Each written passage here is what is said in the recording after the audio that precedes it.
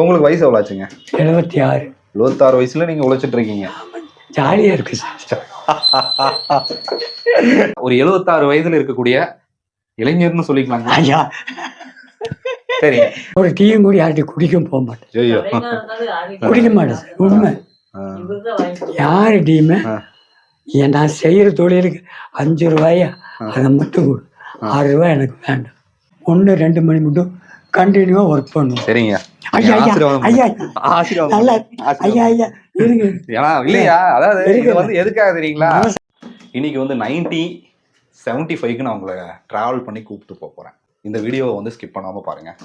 பழைய printing press, இந்த ஒரு பிரிண்டர் வந்து கிட்டத்தட்ட 1975 2ஆம் உலகப் போரின் காலகட்டங்களில் இந்தியாவில் வந்து இந்த பிரிண்டிங் ப்ரெஸ் வந்து பயன்படுத்தப்பட்டு இருந்துச்சு. இந்த ஒரு பிரிண்டிங் ப்ரெஸ் வந்து இப்போவும் பயன்பாட்டில் இருக்குது. அதை வந்து ஒரு ஐயா வந்து இந்த ஒரு தொழிலை வந்து மேற்கொண்டுட்டு இருக்காரு. இந்த ஒரு வீடியோ வந்து இது வீடியோவாக பார்க்காம பல பேருக்கு இந்த வீடியோவை ஸ்கேர் பண்ணுங்க. உள்ள வாங்க பார்க்கலாம். வணக்கங்க ஐயா. வணக்கம். ஐயா உங்கள் பேர், உங்களை பற்றிய ஒரு அறிமுகம். என் பேர் காதருங்க. தொழில் வந்து இதே தானே, printing, binding, main notebook, school notebook தயார் பண்ணிட்டு இருந்தோம். நாளடைவில் அதெல்லாம் அடிபட்டு போயிடுச்சு. தமிழ்நாடு டெக்ஸ்ட் புக் சொசைட்டிக்கு தயார் பண்ணிகிட்டு இருந்தோம். அது 1 கொயர் நோட்டு, 2 கொயர். இப்போ அதெல்லாம் மாறி வந்து வெறும் பேஸ்டிங். முதல்ல நாங்கள் டீச்சிங் பண்ணுவோம். இப்போ அதெல்லாம் கிடையாதுங்க. வெறும் பேஸ்டிங்கில் வெறும் பேப்பரை ஒட்டி ஃபினிஷிங். அன்றைக்கெல்லாம் அட்டை போட்டு பக்காவாக ஒர்க் பண்ணுவோம். இன்றைக்கி அதெல்லாம் கிடையாதுங்க. அதே மாதிரி பில் புக்கு வந்து இப்போல்லாம் மிஷினரி நவீனம் வந்துடுச்சு. பில் போடுறதுங்கிறதே கிடையாது. அப்போ நாங்கள் இந்த ஏனில் தான் நாங்கள் பிரிண்ட் பண்ணி பில் புக் தயார் பண்ணிகிட்டு இருந்தோம். கிட்டத்தட்ட நிறைய தொழிலாளிகள் இதை வச்சு குடும்பம் நடத்தினார். இன்றைக்கி நாளடைவில் எதுவுமே கிடையாது. 100 புக்கு அடிச்சிட்டு இருந்தவங்க இன்றைக்கி 2 புக்கு தான் அடிக்கிறாங்க. அந்த மாதிரி ஒரு சூழ்நிலை. டோட்டலாக அந்த தொழில் அழிஞ்சிடும். பேப்பர் தொழிலே டோட்டலாக இருக்காது. பேப்பர் இருக்கும், அதாவது பேப்பர் இருக்கும், குழந்தைகளுக்கு அது யூஸ் ஆகும். அதை நாள் படியில் பூரா கனிமயம் பண்ணி அது இது பண்ணிகிட்டு இருக்கிறாங்க. எழுதுகிற உத்தியோகம் இல்லாமல் போயிடும் நாளடைவில். எங்கள் ஜென்ரேஷன்லலாம் பூரா நோட் புக் அது பக்கா வருது. இன்றைக்கி அது கிடையாது. டோட்டலாக தொழில் அழிஞ்சிடும். இப்போ இந்த மிஷின் இருக்குங்களா? ஆமாம். இந்த மிஷின் வந்து, இந்த மிஷினுடைய பேர் என்னங்க? இது வந்து அமிர்தசரில் உருவாடுறது. எங்கேங்க? அமிர்தசர் சிங்கு இருக்காங்க பார்த்தீங்களா, அங்கேருந்து வரக்கூடிய இந்தியன் மிஷின். இதை பாருங்க, பேர் வந்து பாருங்க, ஹீரோ அமிர்தசர். ஓகே. இதை வர்றது. இது கிட்டத்தட்ட நான் வாங்கி 78ல் வாங்கினேன். கிட்டத்தட்ட ஒரு 45 ஆண்டுகளுக்கு மேலே ஆச்சு. நான் தொழில் செய்யுது 60 செய்கிறேன். வேலை செஞ்சு பழகி பல ஓனர்கிட்ட வேலை செஞ்சு நாங்கள் அண்ணன் தம்பிகளை ஒட்டுக்கா பண்ணி 68லேருந்து நாங்கள் அண்ணன் தம்பிகளை தனியாக யூனிட் போட்டு ஒர்க் பண்ணிட்டு இருந்தோம். அதுக்கு பிறகு நான் தமிழ்நாடு டெக்ஸ்ட் புக் சொசைட்டியில் நம்பர் 1 ஒர்க் பண்ணி நோட் புக்கு தயார் பண்ணி அதுக்கு சப்போர்ட் கொடுப்போம். அதுக்கு பிறகு என்னன்னு பார்த்தீங்கன்னா, சொல்லுங்கள், இன்கோப்ரஸ்ன்னு தமிழ்நாடு சொசைட்டி ஆரம்பமாச்சு. அதாவது அவன் கண்ட்ரோல் வந்து ஸ்மால் ஸ்கேல் இண்டஸ்ட்ரி கண்ட்ரோலுக்கு. அது special officer SO Madras head office. அப்போ அதில் எல்லா யூனிட்டு கவர்மெண்ட்டு கைத்தறி மற்ற சொசைட்டி ஒர்க்கரை செய்வோம். கார்பரேஷன் எல்லா இடங்களையும் நான் கிட்டத்தட்ட 10 நம்பர்கள் 10-30 நம்பர்கள் சேர்த்து சொசைட்டி ஃபார்ம் பண்ணும். நாளடைவில் அது 10-50 ஆகிப்போச்சு. தெரிஞ்சவங்க தெரியும் எல்லாமே அதில் எங்களுடைய சாப்பிட்டுட்டு இருந்தோம். இப்போ அந்த தொழிலும் நாள் பட கம்மியாகி அதுவும் கிடையாது. இப்போ பில் புக் அடிக்கிறவங்க அதுவும் பில் புக்கு அது எல்லாமே தேவை. ஓகே. இப்போ நீங்கள் வந்து பில் புக் மட்டும்தான் அடிச்சுட்டு இருக்கீங்க? ஆமாம். இப்போ பில் புக்கு பைண்டிங் வந்து ஸ்கூல் குழந்தைங்க நோட்டுக்கு ஏதாவது பைண்டிங் புக்கு பைண்டிங் பண்ணால் பைண்டிங் போடுங்க. பில் புக்கு ப்ளஸ் இது. ஓகே. இந்த மிஷினை எப்படி ஆப்ரேட் பண்ணுவீங்க ஐயா? கையில் சுற்றுவோம்.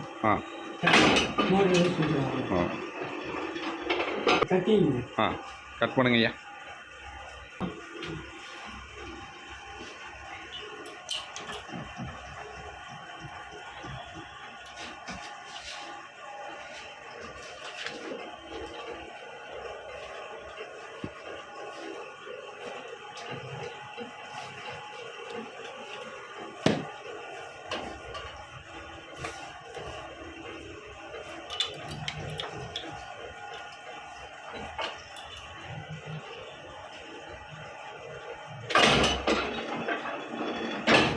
ஐயோ என்னங்கய்யா கையெல்லாம் வச்சு அவ்வளோதான் கட்டாயிரும் போல் இருக்கே.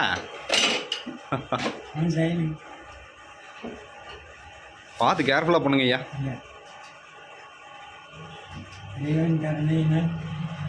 எந்த அசம்பாவும் நடக்கல. ஆண்டவன் கருணை யார் வாயிலும் விழுவாங்க. அதான் மெயின். யாரும் வகுத்தறிச்சல் கொட்டியக்கூடாது. அப்படி இருக்கு.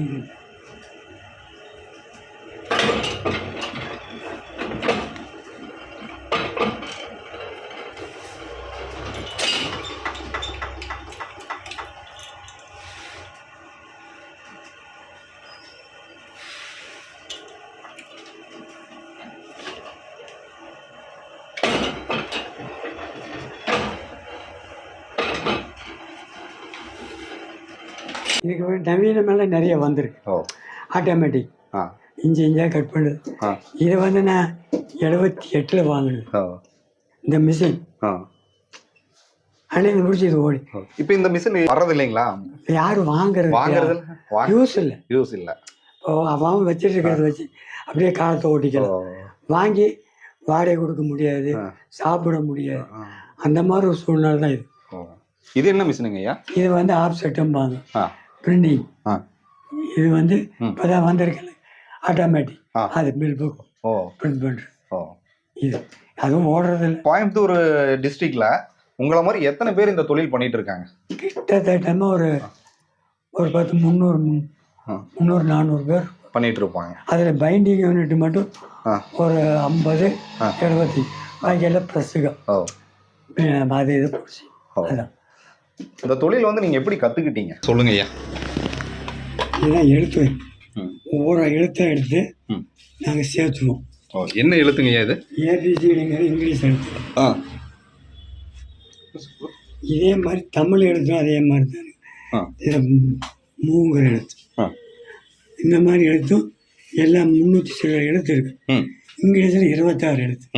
இதை வந்து நாங்கள் பேருக்கு தகுந்த மாதிரி அதாவது அப்போ அப்படி காது. அதாவது இப்போ கம்ப்யூட்டர் வந்ததுக்கு அப்புறம் இதெல்லாம் இப்போ பயன்பாட்டில் இல்லை. எல்லாம் கொட்டிட்டோம் தலைகள், அவ்வளோதான். இது எந்த விதமான இது இருக்கு. நம்பர் மிஷின் காட்டுங்க.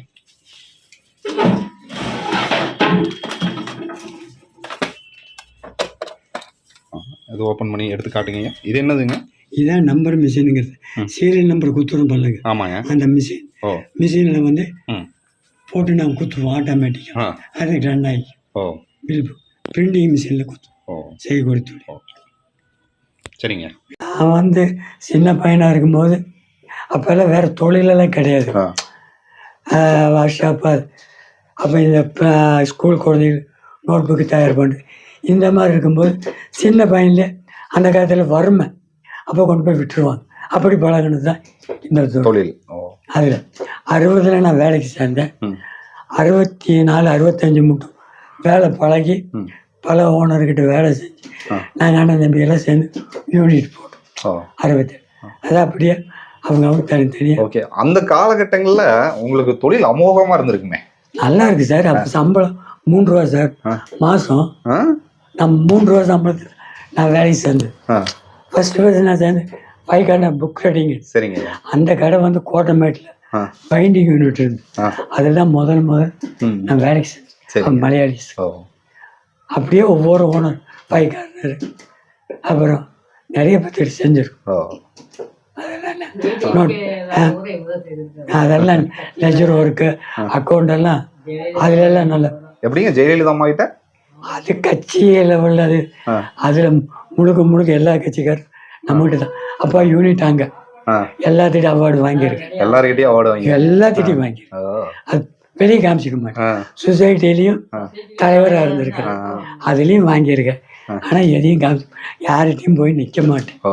அருமைங்க ஐயா. ஒரு டீயும் கூட யார்கிட்டையும் குடிக்கவும் போக மாட்டேன். குடிக்க மாட்டேன் சார், உண்மை. யார்கிட்டையுமே நான் செய்கிற தொழிலுக்கு 5 ரூபாயா அதை மட்டும் கொடு, 6 ரூபாய் எனக்கு வேண்டாம். உங்களுக்கு வயசு எவ்வளோ ஆச்சுங்க? 76. 76 வயசுல நீங்க உழைச்சிட்டு இருக்கீங்க. ஜாலியா இருக்கு சார்.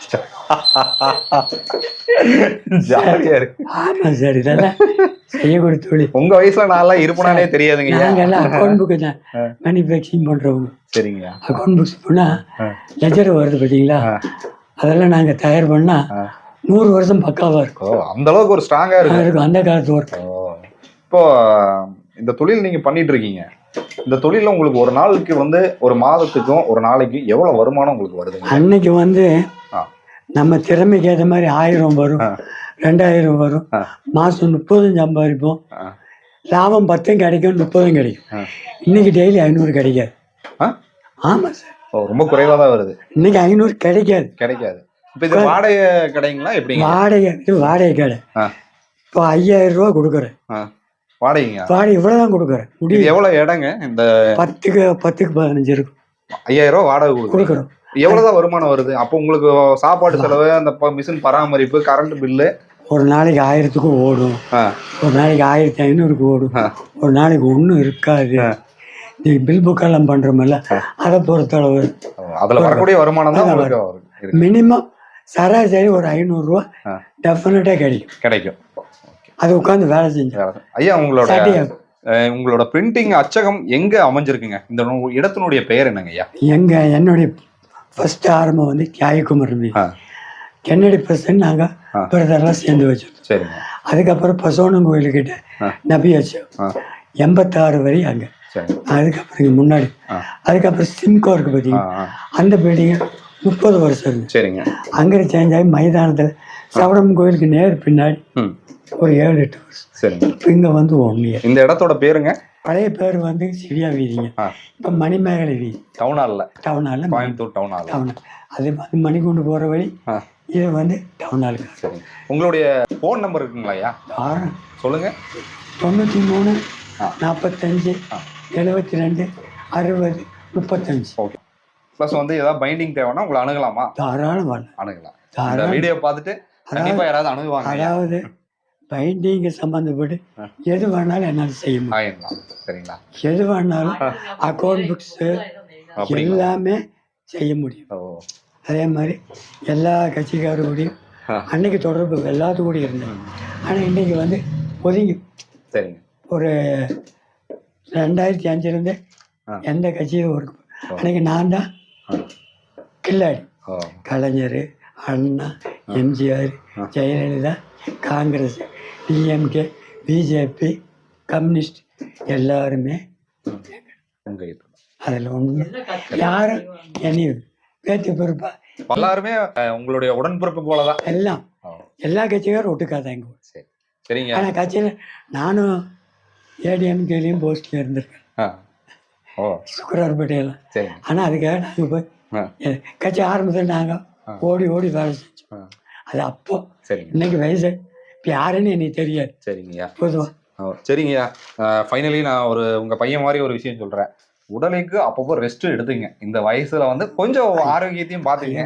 சரிங்களா? இப்போ நான் எந்த விதமாக முதல்ல அப்படி இல்லைங்க. காலைல 6 மணிக்கு உட்காந்தா நைட்டு 1-2 மணி மட்டும் கண்டினியூவாக ஒர்க் பண்ணுவோம். சரிங்க. ஐயா ஐயா நல்லா ஐயா ஐயா இருங்க. ஏன்னா இல்லையா, அதாவது இது வந்து எதுக்காக தெரியுங்களா சார் சொல்றேன். கண்டிப்பா என்ன சொல்றேன், அதாவது எதுக்காக ஆசீர்வாதம் வாங்கினேன்னா, உங்களை மாதிரி ஒரு 75-76 வருடங்கள்ல உழைக்கக்கூடிய ஒரு உத்தமரை பாக்குறது அபூர்வமா இருக்குங்க. நீங்க ரொம்ப நன்றிங்க. நிறைய தகவல் எங்கிட்ட பகிர்ந்துக்கிட்டீங்க. ரொம்ப நன்றி. இன்னைக்கு வந்து பாத்தீங்கன்னா ஒரு 76 வயதுல இருக்கக்கூடிய இளைஞர்னு சொல்லிக்கலாங்க ஐயா. சரி, ஒரு உழைப்பாளி ஐயா அவர்களை வந்து சந்திச்சதுல மற்றற்ற மகிழ்ச்சி அடைகிறேன். தொடர்ந்து நம்ம சேனலை பார்க்கணும்னு விருப்பப்பட்டீங்கன்னா சப்ஸ்கிரைப் பண்ணீங்க, நோட்டிஃபிகேஷன் கிளிக் பண்ணுங்க. டில் தென் பை ஃப்ரம் உங்கள் சிவா. நன்றி, வணக்கம்.